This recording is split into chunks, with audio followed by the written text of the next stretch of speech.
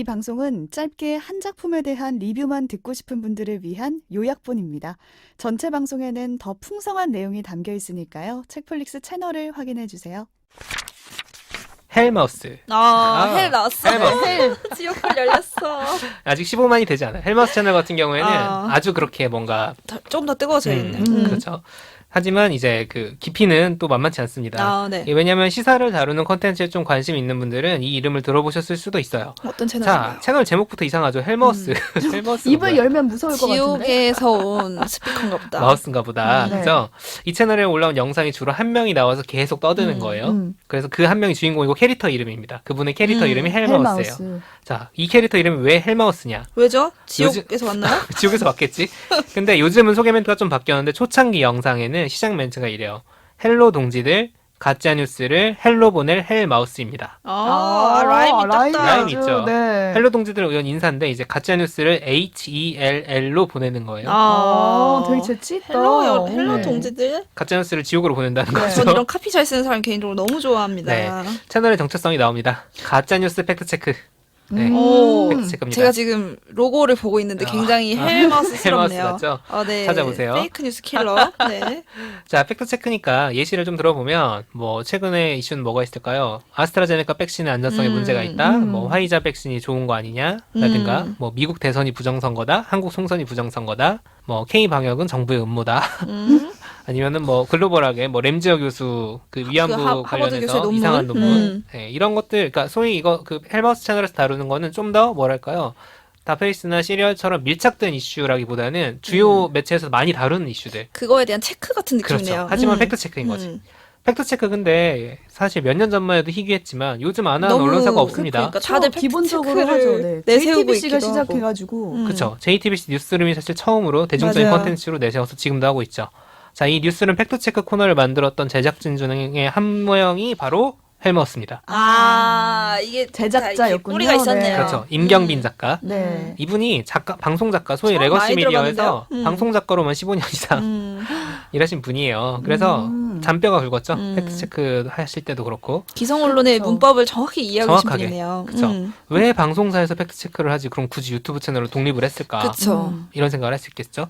여러 가지 사정이 있었겠지만 일단은 본인이 밝힌 의도를 종합을 해보면 유튜브에 번지는 여러 가짜 뉴스들이 있잖아요. 엄청 많아요. 근데 유튜브는 방송사나 신문사랑 달리 언론중재위원회라든가 그렇죠. 심의기구 같은 게 없어요. 없어요. 그냥 야생이 야생. 떠들면 끝이야. 정글. 네. 아니, 민사소송해야 돼. 뭔가 아니면 그렇죠. 소송을 해야 돼. 형사소송을 하든 민사소송을 하든. 그러니까 잘못된 내용을 걸러낼 수 있는 장치가 거의 없고 두 번째 문제는 추천 알고리즘이 있지 않습니까? 네, 계속 되죠, 버블. 관련된 게. 그래서 비슷한 게 계속 떠요. 맞아요. 그러니까 한번 가짜뉴스에 늪에 빠지면 계속 강화되고 노출되고. 강화되는 것만 발생을 합니다. 그래서 제가 2018년에 대도서관이랑 일했다는 얘기 잠깐 예전에 한 적이 있었는데 2018년에 이미 대도서관이 그런 얘기를 했어요. 제대로 된 언론인들, 소위 말하는 그러니까 팩트 체크라든가 어떤 사실을 다루거나 관점을 뭔가 정교하게 가는 사람들이 유튜브에 빨리 들어와야 된다. 빨리 더 이 토양에 빨리 자리를 잡고 더 이미- 많이 만들어야 되는데. 그렇죠. 이미 그때부터 유튜브에는 가짜 뉴스가 너무 많이 너무 쌓이기 많으니까. 시작을 했고 그걸 그쵸. 반복적으로 보다 보면 돌아올 수 없는 강을 건너는 거죠. 너무 무섭다. 왜? 무서워. 헬도 시작하고 진짜 돌아올 수 없는 강이야. 너무 무서워. 종교거든요. 거의 가짜 맞아요. 뉴스라는 그 알고리즘 같은 게. 그 디폴트 값이 그렇게 되면 다른 게 틀리게 보일 수밖에 없는 맞아요. 거예요. 확증 편향도 있고. 그거 다 내가 봤는데 그거 아니야. 맞아요. 이게 되는 맞아요. 거예요. 또 같은 얘기를 많이 하니까 여러 곳에서. 그렇죠. 2018년에 이미 대도서관 이런 걱정을 하고 있었어요. 근데 메이저 언론에서는 유튜브 가짜뉴스 문제라는 거 알고는 있었어요, 다들. 근데 다들- 크다고 생각 안 했던 것 같아요. 그치. 야, 서로 말도 안 되는 걸 누가 믿니? 누가 믿어. 야, 백신에 무슨 칩이 있어가지고 그걸로 사람을 조종한다는 게 맞아. 말이 되냐? 이런 얘기를 그쵸. 누가 믿어? 그래봐야 유튜브지 했는데 유튜브가 이렇게 커질 줄 몰랐던 거죠. 이제는 유튜브가 더 신빙성 있는 것처럼 여기는 사람들이 늘어나고 있어요. 2021년 지금 생각해보세요. 유튜브의 가짜뉴스가 얼마나 해악이 심각한지. 음. 그래서 소위 메이저 언론에서 팩트체크를 하던 임경빈 작가가 2019년에 유튜브에 뛰어듭니다. 못 참겠다 이러고 박차고 나왔구나. 그래서 유튜브에 뛰어들어서 저 가짜뉴스 패거리들을 내가 청소하겠다. 네, 라는 거고 또는 이 가짜뉴스 컨텐츠를 보는 사람들이 그것만 보지 말고 팩트체크도 보게 만들어야 된다. 같이 연결지어서. 생각을 한 거죠. 그래서 이제 1년 6개월 정도 됐습니다. 2019년 9월에 시작했으니까. 그렇네요. 유튜브라는 게 이제 구독을 하거나 비슷한 영상을 보지 않으면 이게 추천을 안 해주잖아요. 맞아요. 이 채널을 볼 수 있는 방법이 없잖아요. 그래서 무슨 방법을 사용하냐? 얘 머리를 쓴 거죠. 추천 알고리즘을 활용을 하자. 걸리게. 거대한 가짜뉴스 채널을 직접적으로 저격하는 거예요. 약간 인용하던가 뭐 링크를 걸던가 해서 뭐 키워드 똑같이 올려서 한다든가 아니면은 그 채널을 아예 그냥 그 채널 이름을 박아버려. 내가 볼 때는 이게 그래서 막 아마 소송전도 많이 했을 거예요. 연관 검색에 딱 걸려버리게.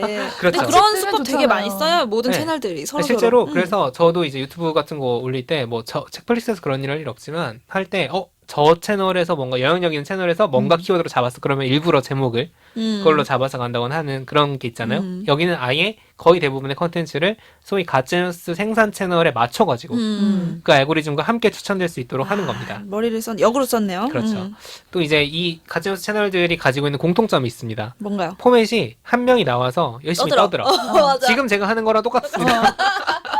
카메라만 대놓으면 돼. 지금 책디와 오지가 저를 바라보고 있는데 네. 제가 혼자 열변을 제가 하고 이제 있지 유튜브를 않습니까? 보는 느낌이에요, 거의. 네, 편집도 없고. 네, 보면은 이 다페이스나 뭐 이런 시리얼처럼 영상적인 보컬 어떤 영상이 완성이 아니에요. 전혀 없어요. 그냥 틀어놓는 거죠. 그렇죠. 그냥 막 떠드는 거야. 근데 그 포맷을 그대로 가져옵니다. 음. 왜냐하면 이걸 보는 사람들이 익숙해야 익숙해야 돼. 되니까. 그치. 와 머리 그쵸. 진짜 맞아. 맞춤형으로 똑똑하다. 살충제를 네. 만들었네요. 아, 좋죠. 그런 거죠. 왜냐면 그 알고리즘을 잘 맞아요. 알아요. 딱 지점을 딱 정확하게 공격할 수 있으니까. 나는 치료제라고 써놨는데 아, 얼굴에 치료제.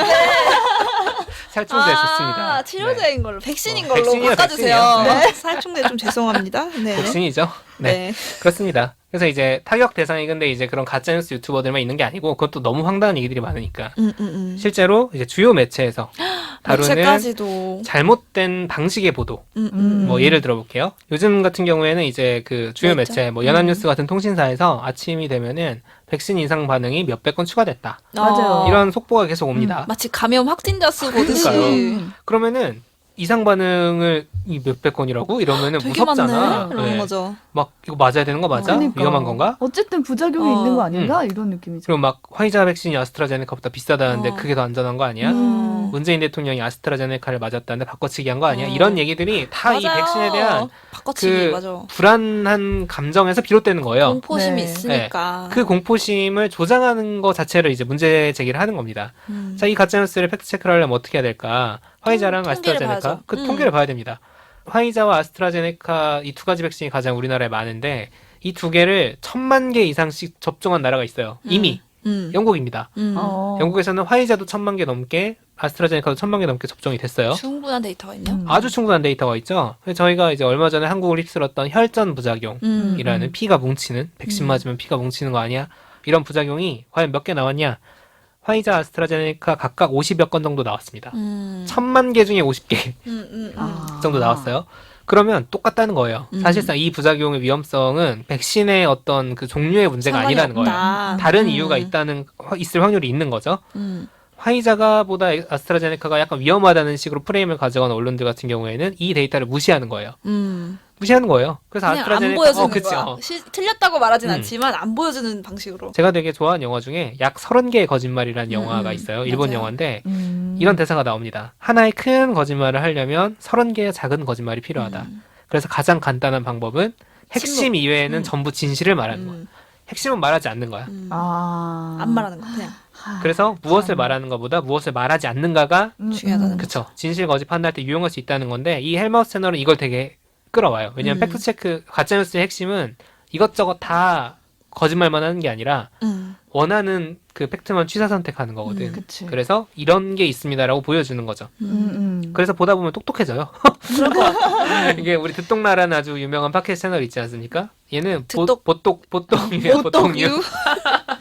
보다 보면 똑똑해진 유튜브 채널입니다. 네. 뭐 백신 부작용 보면은 뭐 1,000만 명 중 50명 생기면 불안한 거 아니야? 뭐 이런 생각할 수 있잖아요. 근데 이제 부작용이라는 말 자체가 사람들한테 그쵸. 어떤 불안감을 작용을 하는데 이 부작용은 사실 무슨 뜻이냐? 이걸 다 하나씩 알려줘요. 예컨대 친절한데요 생각보다. 그러니까. 지옥에서 맞아. 온 치고. 톤은 되게 막 싸우는데 말은 그 내용은 되게 친절해. 친절해.